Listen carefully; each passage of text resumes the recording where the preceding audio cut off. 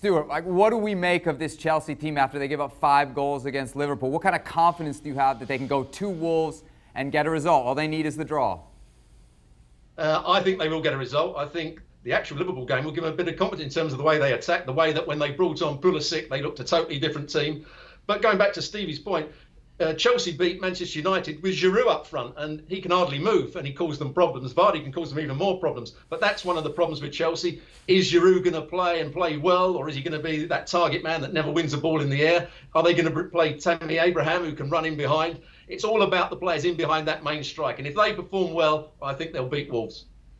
Stevie, it's a huge match for Wolves as they chase Europa, trying to keep Spurs out. You think it'll be easy for Chelsea? Easy? Oh, that'll be anything but easy. I'll tell you something. There is absolutely no doubt the one thing that will be on Frank Lampard's mind is how do we stop the opposition from scoring? Because as far as going forward is concerned, they've got talent. But as good as they are going forward, as bad as they are backwards. So that's the only thing that Frank has to actually sort out for me. Yes, they can go forward, and yes, they can create and score goals, but they give far too many chances and far too many goals away on the other side.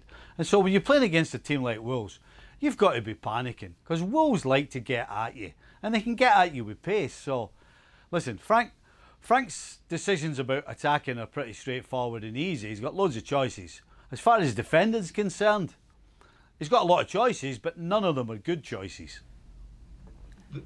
Robbo, since you mentioned him, Christian Pulisic on yesterday's show, Stevie said he was Chelsea's best player by a country mile. You agree? Absolutely. He was excellent when he came on. He ran past people with the ball. He made good decisions when he was running with the ball as well. He played little 1-2s. But just going back to Stevie's point there about Chelsea not defending, I'll go back to my old favourite, Jorginho, when he made that challenge in the second half against Liverpool. When you're playing against a counter-attacking team like Wolves, Jorginho's not the player you want as the holding midfield player. And that's a major loss for them. Kante probably not going to be fit. Stevie, I heard that disapproving groan when Jorginho was mentioned. Oh, no, I wasn't disagreeing with Robbo. I was just thinking of the challenge. It was like,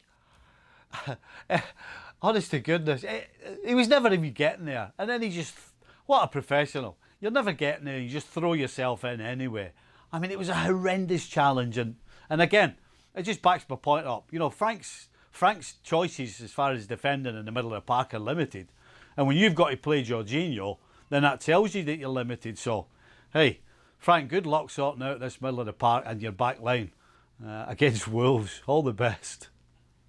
Stevie, you mentioned it yesterday on the show. We were talking about Christian Pulisic. You obviously have high praise for him. I wonder how you can explain what's happened to this player since the restart. I think like all good players, they don't like it when they're not picked.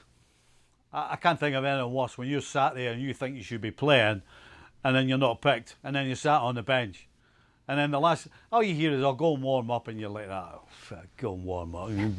So that clearly has been a motivation for him to say, right, I've got talent, I'm going to show Frank or anybody else that wants to see it.